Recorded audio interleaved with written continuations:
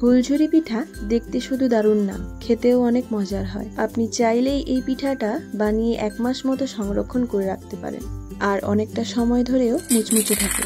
উপকরণও অনেক বেশি লাগে না, অল্প উপকরণেই বানানো যায়। তাহলে চলো দেরি না করে শুরু করা যাক। নমস্কার বন্ধুরা, আমি প্রমিতা, আপনাদের সবাইকে অনেক অনেক স্বাগত জানাই আমার চ্যানেল প্রমিতা রাতে। আজকের এই ফুলঝুরি পিঠাটা অনেক সহজ রেসিপি দিয়েই শেয়ার করেছি। প্রথমে পিঠের গোলাটা বানানোর জন্য আমি একটা বড় পাত্র নিয়েছি। তারপর এরকম একটা কাপের মাপ নিয়ে ওই কাপের মাপেই 1 কাপ নিয়েছি চালের গুঁড়ো, 1 কাপ ময়দা আর 1 কাপ চিনি।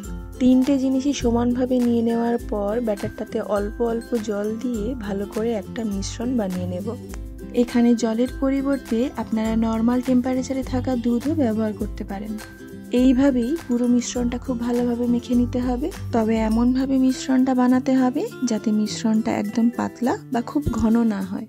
তারপর একটা ছাঁকনির সাহায্যে ওই মিশ্রণটা ভালোভাবে ছেঁকে নেব যাতে মিশ্রণটার মধ্যে কোনো দলাভাব না থাকে। এবার 10 মিনিটের জন্য ঢাকা দিয়ে রেস্টে রেখে দেব। ফুলঝুরি পিঠা বানাতে অনেক ধরনের ডাইসই বাজারে কিনতে পাওয়া যায়। আমি এইরকম একটা ডাইস নিয়েছি। তারপর কড়াইয়ের মধ্যে বেশ অনেকটা পরিমাণ সাদা তেল দিয়ে দেব। এই সময় গ্যাসের ফ্লেমটা একটু বাড়িয়ে দেবেন, আর ওই তেলের মধ্যেই ওই ডাইসটাকে গরম হতে দেব বেশ কিছুক্ষণ ধরে। তারপর গ্যাসের ফ্লেমটাকে আবার লোতে করে দেব। তারপর ওই গরম ছাঁচটা ওই মিশ্রণের মধ্যে ডুবিয়ে দিচ্ছি। ছাঁচটা ওই মিশ্রণের মধ্যে পুরোটা ডোবানো যাবে না, উপরের দিকে কিছুটা খালি রাখতে হবে। পুরোটাই যদি ডুবিয়ে দেন তাহলে তেলের মধ্যে যখন দেবেন তখন এই ছাঁচ থেকে কিন্তু আলাদা হবে না। তারপর সরাসরি গরম তেলের মধ্যে দিয়ে দেব। পিঠেটা একটু ভাজা হয়ে গেলে এরকম একটা টুথপিকের সাহায্যে সাইড থেকে পিঠেগুলোকে আলগা করে নেব। তারপর গ্যাসের ফ্লেমটাকে লো টু মিডিয়ামে রেখে পিঠেগুলোকে ভালোভাবে এপিট ওপিট করে ভেজে নেব। এই পিঠাটা বানানোর সুবিধা হবে বেশি আপনি যদি পাশে আরো একটা তেলের কড়াইয়ে অল্প তেল দিয়ে ছাঁচটা গরম করতে দিয়ে দেন, তাহলে ছাঁচটাও গরম থাকবে আর বারবার করে পিঠাতে ডোবাতেও সহজ হবে। আর আমার মতো এইরকম একটা কড়াইয়ের মধ্যে বানালে তাহলে একটা সাইডে রেখে দিতে পারেন।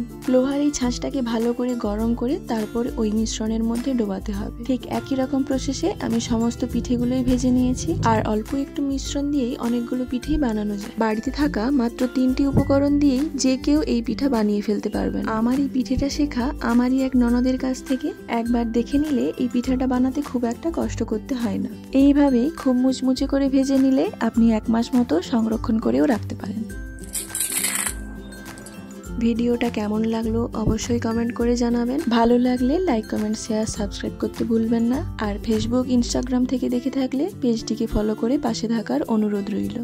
আজকের ভিডিওটা এই পর্যন্তই। দেখা হচ্ছে পরবর্তী কোনো নতুন ভিডিও নিয়ে। ধন্যবাদ।